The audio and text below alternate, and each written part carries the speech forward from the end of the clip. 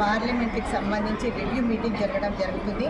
17 పార్లమెంట్లో భాగంగా ఈరోజు కరీంనగర్ ఉంటూ కరీంనగర్కి వచ్చి ఇక్కడ మండల బ్లాక్ బూత్తో పాటు గ్రామ కమిటీలు కూడా వేయడం జరిగింది.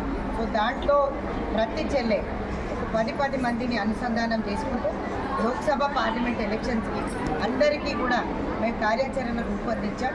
ఆ కార్యాచరణ ప్రకారం డోర్ టు డోర్ క్యాంపెయినింగ్తో పాటు వివిధ అంశాలు 6 గ్యారంటీలతో పాటు ఇప్పుడు జరిగే బీఆర్ఎస్ బీజేపీ వాళ్ళు చేస్తున్న దుష్ప్రచారమే కానీ దాంతోపాటు మా కాంగ్రెస్ పార్టీ వచ్చిన తర్వాత ఏం లబ్ధి పొందుతున్నారు, కాంగ్రెస్ ప్రభుత్వం చేస్తున్న 6 గ్యారెంటీలకు సంబంధించి 4 హామీలు పూర్తి చేయడం జరిగింది.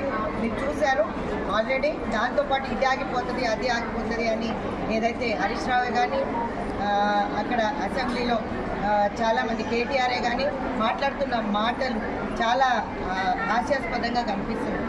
9.5 సంవత్సరాలు నిద్రపోయి ఈరోజు బయటకు వచ్చి ఆటోలు ఎక్కి సమ్మెలు చేయడం అని వాళ్ళను సమ్మె ఉసిగొల్పడమే కానీ ఆటో యూనియన్లే కానీ ఈరోజు బస్సులు ఆగిపోతాయనే కానీ ఈరోజు వాళ్ళు కట్టిన ప్రాజెక్టులన్నీ కూడా ఈరోజు రమ్మని రివ్యూకి పిలిస్తే కూడా రాకపోవడం, ప్రతి దగ్గర వాళ్ళు చేసిన అవినీతి బయటపడడం, ఇవన్నీ వేరియస్ అంశాలు. ఇదే కాకుండా బీజేపీ వాళ్ళకి సంబంధించి మతతత్వ రాజకీయాలు, రాముని పైన రాజకీయాలు చేస్తున్నారు. రాముని ప్రతి ఒక్కరు కొలుస్తారు కానీ ఈ రాజకీయం ఏంటో ఎలక్షన్స్ ముందైతే మాకు అర్థం కాలేదు. మరి ఇదే కాకుండా 15 లక్షలు ప్రతి ఖాతాకి వేస్తానన్నారు, ఎక్కడా లేవు. బీఆర్ఎస్ మేనిఫెస్టో కానీ బీజేపీ కానీ ఇద్దరు కూడా ఫెయిల్ అయినారు. ప్రజలు మాకు పట్టం కట్టినారు.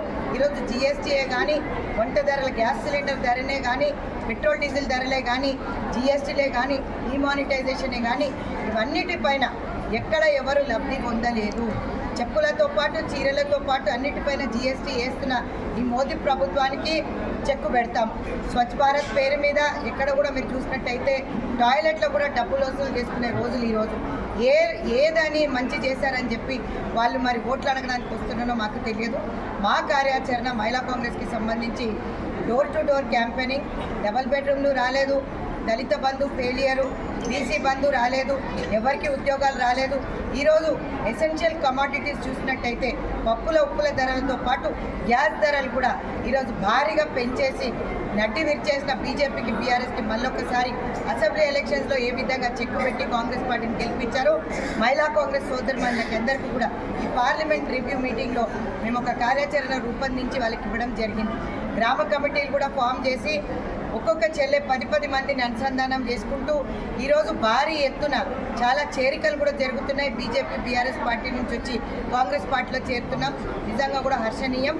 ఇదే కాకుండా మా కార్యాచరణ ఖచ్చితంగా 17 పార్లమెంట్లో అట్లీస్ట్ 12 పైచీలకు అంటే 15 వరకు ఎక్స్పెక్ట్ చేస్తున్నాం. ఏఐసిసి ప్రకారం అయితే 12 వరకు అయితే 100% గెలుస్తామనే నమ్మకం మాకుంది. ఎందుకంటే ఇద్దరు కూడా మోసం చేసిన ఈ రాజకీయాలు, అక్కడ ఆయన లబ్ధి పొందాడు, ఇక్కడ ఈయన అదానికి అంబానీకి పెద్దపీట వేసి ప్రైవేటైజేషన్ పేరు మీద దోసుకు తిని వేల కోట్ల అప్పులు మా నెత్తి మీద ఉన్నది ప్రజల మీద. కాబట్టి మహిళలందరూ కూడా చెక్కు పెట్టడానికి రెడీ అవుతున్నారు. వీళ్ళు చేసే దుష్ప్రచారం బస్సు బంధు కాదు, 500 సిలిండరు బంధు కాదు, ఏది కాదు, అన్నీ ఖచ్చితంగా వాళ్ళకు వస్తాయి. రాబోయే కాలంలో ఫీ రియంబర్స్మెంట్తో పాటు 500లకు సిలిండర్ ఏదైతే మేము ప్రామిస్ చేశామో, చేయూత పెన్షన్ కూడా ఇంటికిద్దరికి పెన్షన్, వాళ్ళు ఇచ్చే 2000 పెన్షన్ బీఆర్ఎస్ పార్టీ ఈరోజు 1200 సిలిండర్ కంటే పప్పులుప్పుల ధరలు 50% 60% పెరిగిపోయింది. ఇన్ఫ్లేషన్ రేట్ ఎక్కువైంది. కాబట్టి రాష్ట్ర మహిళా కాంగ్రెస్ అధ్యక్షురాలుగా అవేర్నెస్తో పాటు కార్యాచరణ మండల్ బ్లాక్ బూత్తో పాటు గ్రామ కమిటీలు కూడా రివ్యూ చేసి వేశాం. ఎక్కడో అరాకొర కొరతుంది కాబట్టి జిల్లా అధ్యక్షురాలందరినీ కూడా పిలవడం జరిగింది. ఇందులో భాగంగా వీళ్ళందరూ కూడా 1 వీక్ లోపల ఈ టోటల్ డేటా అనేది ఏఐఎంసీకి సబ్మిట్ చేయాలి, ఆల్ ఇండియా మహిళా కాంగ్రెస్ అధ్యక్షురాలకి సబ్మిట్ చేయాలి. ఇదే భాగంగా మా ఆల్ ఇండియా కొత్త మహిళా కాంగ్రెస్ అధ్యక్షురాలు కూడా మార్చి 1st వీక్లో వస్తుంది. 33%కి సంబంధించి 33% ఖచ్చితంగా అన్నింటిలో మాకు ఇవ్వమని చెప్పి రేవంత్ రెడ్డి గారి దృష్టికి తీసుకెళ్ళాం. అందరికన్నా ఎక్కువ కష్టపడతారు మహిళలు. ఇంట్లో కూడా పనిచేయాలి, బయట కూడా భాగస్వామ్యం రాజకీయాలలో రాణించాలి అంటే అందరికీ అవకాశం 100% కాంగ్రెస్ పార్టీ గతంలో ఇచ్చింది. 33% పేరు మాత్రమే ఇంప్లిమెంట్ చేసి బిల్లు, దానికి మోక్షం లేని బిల్లు కాస్ట్ సెన్సస్ అని చెప్పి ఆల్రెడీ మేమైతే కాస్ట్ సెన్సస్ స్టార్ట్ చేసాం తెలంగాణలో. ఓబీసీ ఇప్పుడైతే మోదీ డీలిమిటేషన్ అంటూ పెట్టి సెన్సస్ అనేది అది ఎప్పుడు కంప్లీట్ అవుతుందో ఏ కమిటీ వేశారో భగవంతుడికే తెలుసు. కాబట్టి వీళ్ళకి ఎక్కడ కూడా 33% వాళ్ళు ఇంప్లిమెంట్ చేస్తారని మేము అనుకోవట్లేదు.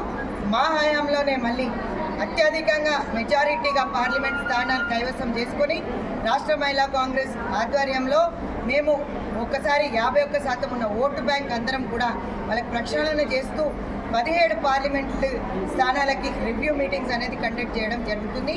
దాంట్లో భాగంగా ఈరోజు కరీంనగర్లో కార్యాచరణ ఇచ్చాం.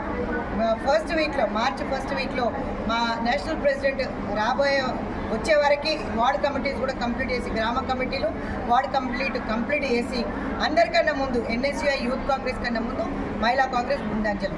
ఇప్పుడు మహిళలకు ఎన్ని సీట్లు ఇవ్వగలుగుతారు ఎంపీ స్థానాల్లో అవకాశం? సర్వేస్ ప్రకారం ఇప్పుడు మా దగ్గర నుంచి అప్లై చేసుకున్న వాళ్ళు చాలా తక్కువ మంది ఉన్నారు పార్లమెంటు స్థానాలకి. నాకు సంబంధించి అయితే నేను కూడా పీసీ మెంబర్నే. సో దాంట్లో చాలా తక్కువ మంది ఉన్నారు. సర్వే బేస్డ్గా ఖచ్చితంగా వాళ్ళకు పెట్టిస్తామని చెప్పారు. అంటే ఏ విధంగా అంటే స్థానం కేటాయిస్తామని చెప్పారు. అందులో భాగంగా మా మహబూబాబాద్ అధ్యక్షురాలు పార్లమెంటు కొట్లాడతానని చెప్పి ముందుకు రావడం జరిగింది.